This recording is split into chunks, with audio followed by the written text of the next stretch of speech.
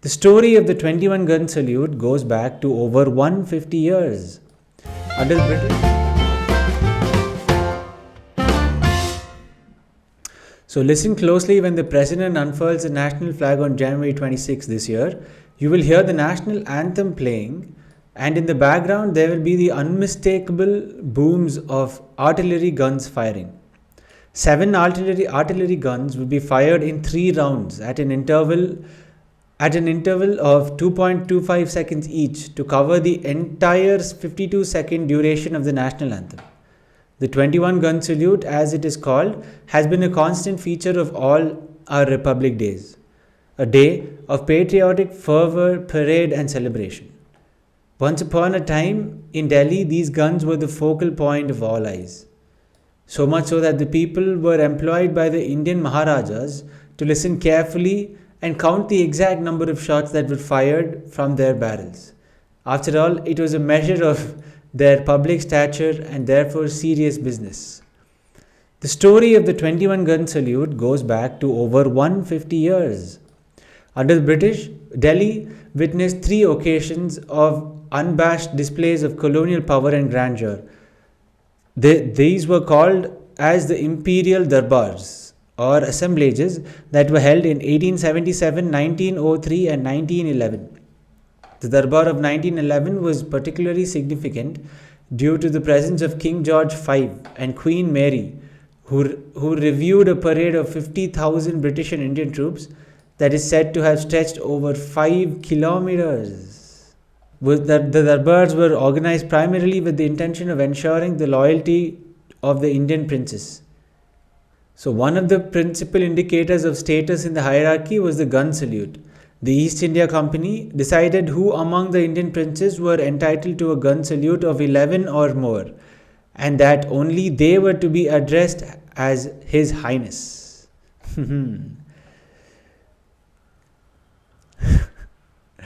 Until 1877, there were no standards for how many gun salutes were to be accorded, although the Viceroy enjoyed 31 gun salutes, a limit bound by the East India Company.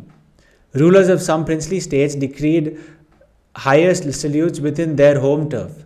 The Maharaja of Gwalior, for instance, used to receive more gun salutes than the Viceroy while in Gwalior.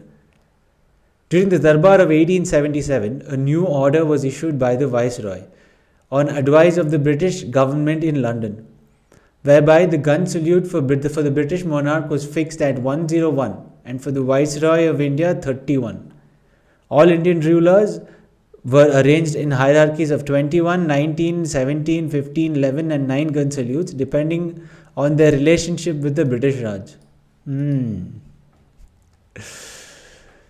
Okay, so the 1911 Darbar proved to be not only a spectacle for the eyes but also a din for the ears, with more than 100 Indian rulers attending.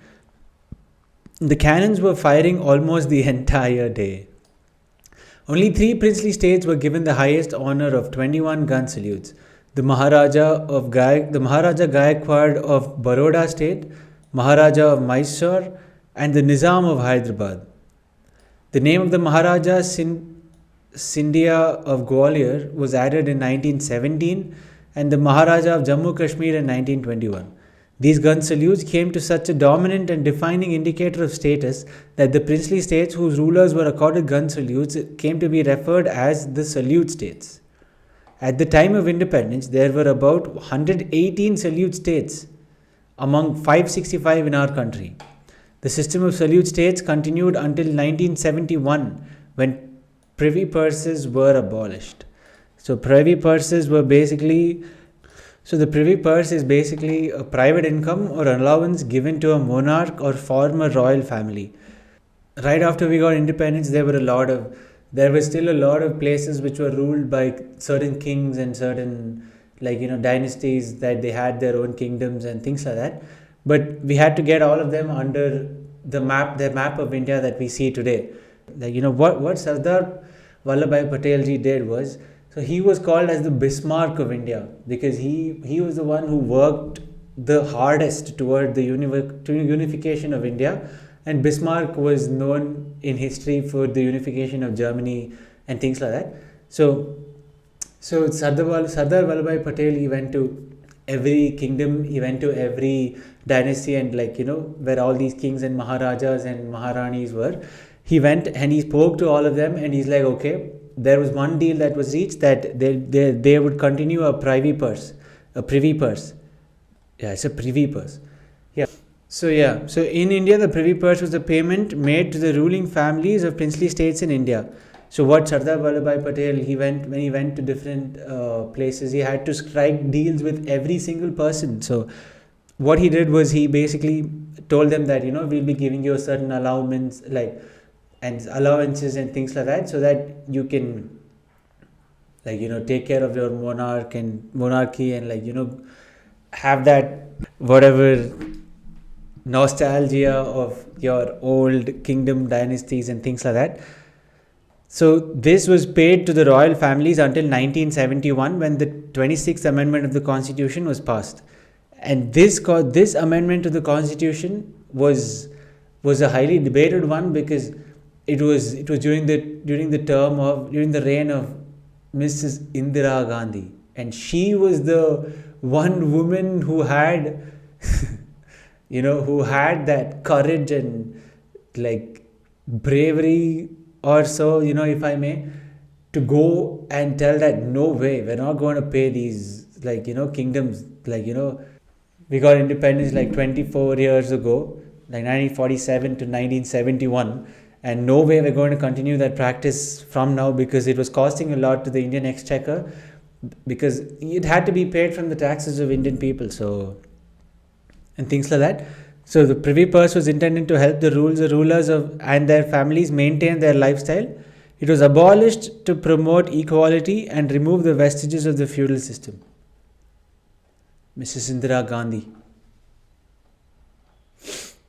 So on January 26th, after Dr. Rajendra Prasad was sworn in as the first president of India, he drove down from the Rashtrapati Bhavan to the Irvin Amphitheatre, now the Major Dhyan Chand Stadium, in a gold-plated horse-drawn buggy, to receive for the first time a 31-gun salute accorded to our own president.